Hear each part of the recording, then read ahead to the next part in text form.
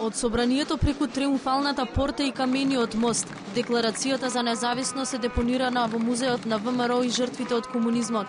Во новиот музеј ја положи претседателот Ѓорги Иванов.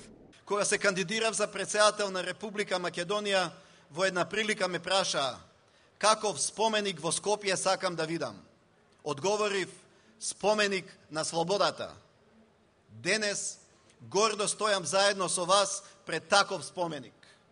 Споменик кој секогаш ќе не подсетува на непроценливата вредност на слободата и на големите жртви со кои е платена слободата.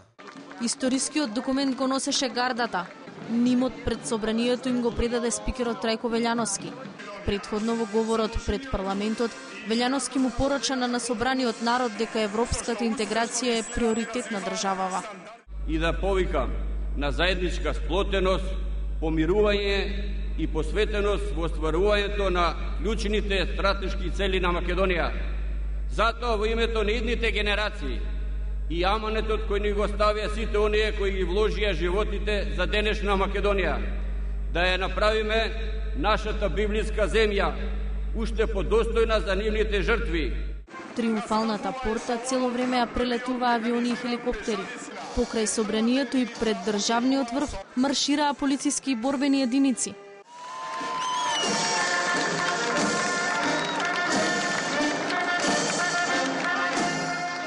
Дефилираа елјадници деца облечени во маички со боите на знамето.